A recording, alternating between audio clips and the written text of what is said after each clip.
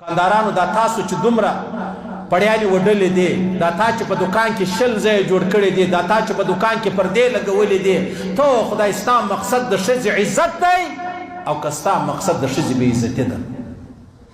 نسته په دې ښار کې ورسه وګوره که پر دا ښار کې پر میموري کارډ والا او پر دا موبایلانو کمپیوټرانو والا د زنانو رش نو راسې زما الله سره پرې کوي موږ په ژورو ډېر پهلوانان یو په لنګوټو ډېر پهلوانان یو په ذکر واسکارو ډېر پهلوانان یو داغت د بدکاره زامن نه دي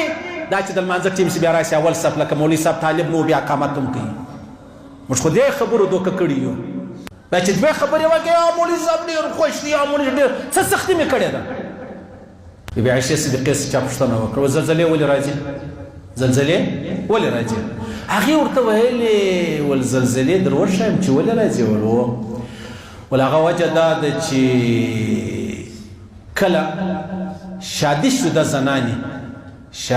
زنانې د لارې څه واوړي چپې سي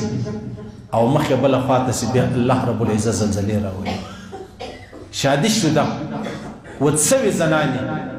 هغه بېلارۍ شروع کړي الله به خامخا پر دې قوم زلزلې چې دي هغه راولي دا خو پټه خبره هم نه درته کړې نمایس ناولاده خبره درته کړې ده په دا ښار کې حال در معلوم دی دا غټ غټ شاپینګ سنټرانو والا دا غټ مارکیټو والا او دا ورسره ته ورور دی نږدې نن بیا نه اخلم بده خبره ده چې هلته بغیر د بدکارۍ بل شی شته دکاندارانو دا تاسو چې دومره پړیالي وډلې دي دا تا چې په دکان کې شل ځای جوړ کړی دي دا تا چې په دکان کې پردې لګولې دي ته خدای ستا مقصد د ښځې عزت دی او که ستا مقصد د ښځې بې عزتي ده نسته په دې ښار کې کیمرې نه دي پټې کړي ورسه دا ښار لره ورسه ورته وویل ورته وروره زما دا موبایل دی میموري کارډ درته ږدمه ما ته د جهان بدې خبرې راواچوه هغه ویل لوکل غواړې که د باندې والا غواړې بار ترته یا لوکل غواړم بیا د خپلو خوندو معنا موږ مسلمانان یو الحمدلله یو مسلمان د خپلې مسلمانې خور یو غلط حرکت چې دی هغه د میموري کارډ ته ورچوي ورسه وګوره که پر دا ښار کې پر میموري کارډ والا او پر دا موبایلانو کمپیوټرانو والا د زنانو رش نو راسې زما الله سره پرې کوي موږ په ژورو ډېر پهلوانان یو په لنګوټو هم ډېر پهلوانان یو په ذکر واسکارو هم ډېر پهلوانان یو داغت د بدکاره زامن نه دي دا چې د لمانځه ټیم چې بیا راشي اول صف لکه مولوي صاحب طالب نو بیا قامت هم کوي موږ خو دې خبرو دوکه کړي یو هلته هغه کوم دلته دا کوم مقصد مې دا دی چې په مسجد کې زه د الله عبادت کوم د باندې زه پوهېږم زما کار پوهېږي او بالکل ته پوهېږې ستا کار پوهېږي الله پوهېږي جهنم پوهېږي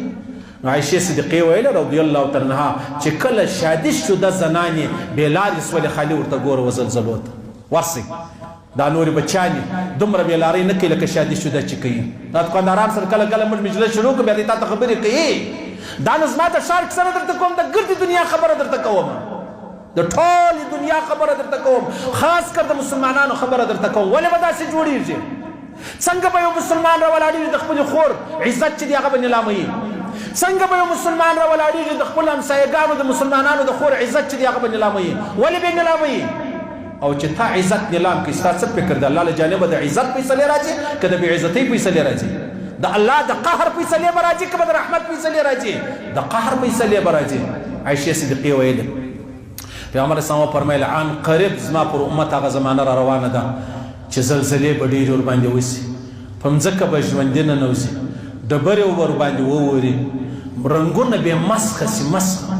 داسې رنګ به چې نه په انسانانو کې شماري نه په حیوانانو کې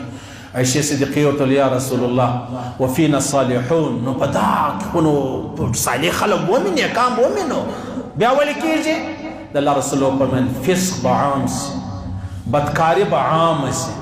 بېلاري به عام سي موږ په دې ښار کې وینو چا و چاته موټر ودروي چا و چاته موټر ودروي چا د چا لور په موټر کې را روانه کړې ده چا د چا خور په موټر کې را روانه کړې ده چا د چا زوی په موټر کې را روان کړی دی چا د چا ورور په موټر کې را روان کړی دی